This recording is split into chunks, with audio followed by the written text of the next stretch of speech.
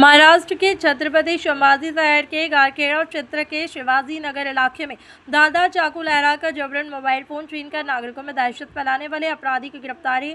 आरोपी से 15,500 रुपये मूल्य के कीमती सामान जब्त किए गए हैं। आपको बता दें कि 22 फरवरी 2026 लगभग रात 8:30 बजे जब बीट मार्शल 1 के पुलिस अधिकारी मारुति गौरे और जवाहर नगर पुलिस स्टेशन की सीमा के भीतर गश्त कर रहे थे तो उन्हें एक गुप्त सूचनादाता के माध्यम से सूचना मिली कि एक व्यक्ति जाम्बुड़े अस्पताल क्षेत्र में हाथ में तेज लोहे का चाकू लेकर घूम रहा है और नागरिकों के बीच दहशत फैला रहा है। बीट मार्शल 1 के पुलिस अधिकारी मारुति गौरे ने घटना की सूचना तुरंत अपने वरिष्ठ पुलिस निरीक्षक सचिन कुंभासर को दी और वरिष्ठ अधिकारी ने आगे की कार्रवाई का आदेश मिलते ही सहायक फौजदार नालवाड़े और पुलिस अधिकारी मारुति गौरे तुरंत ही घटनास्थल पर पहुंच गए हैं। संदिग्ध जम्बुरे अस्पताल के पास मिला। पुलिस को देखकर वह डर के मारे भागने की कोशिश करने लगा। हालांकि कांस्टेबल मारुति गोरे और सहायक पुलिस कांस्टेबल ने उसका पीछा किया और कुछ दूरी पर उसे पकड़ लिया। पूछताछ के दौरान उसने अपना नाम दीपक उर्फ यश सचिन सावले उम्र 18 वर्ष निवासी गरखेड़ा क्षेत्र इंदिरा नगर नूरी मस्जिद के पास छत्रपति शिवाजी नगर का बताया है। तलाशी लेने पर उसकी कमर में से एक धारदार चाकू और जेब से वीवो कंपनी का मोबाइल फोन बरामद हुआ।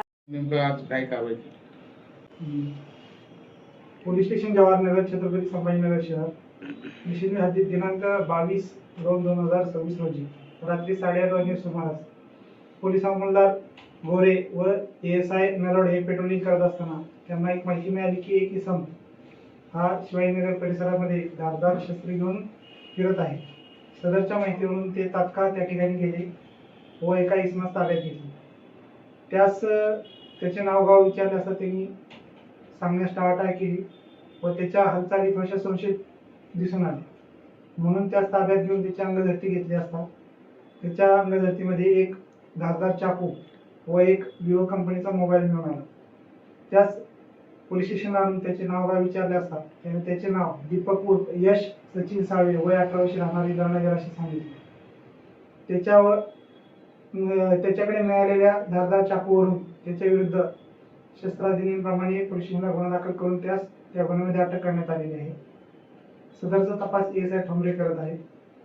त्याच्याकडे मिळून आलेल्या विवो मोबाईल बद्दल माहिती घेतली असता सदर मोबाईल हा त्याने एक दिवस अगोदरच शिवाजीनगर परिसरामधूनच एकाकडून जबरदस्तीने हिसकावून पळून गेला होता अशी माहिती मिळाली। त्याबाबत पोलीस स्टेशनला गुन्हा दाखल करण्यात आलेला होता। सदर गुन्ह्यात सुद्धा त्याला ताब्यात घेण्याची तरतूद ठेवण्यात आलेली आहे।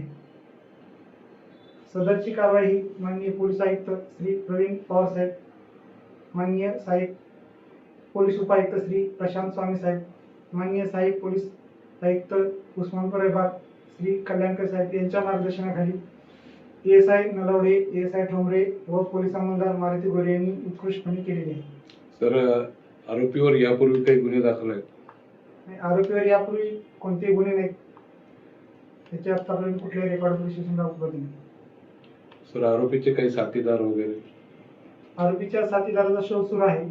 मिळून आल्यास त्यांना पण त्यामध्ये अटक करून पुढील कारवाई करण्यात येईल। सर, अटक कधी झाली आहे? अटक 22 तारखेला 22/2/2026 रोजी आरोपीला अटक करण्यात आलेली आहे। पीसीआर मिळाला का एमसीआर? त्यामध्ये त्याला 2 दिवस पीसीआर मिळालेला होता।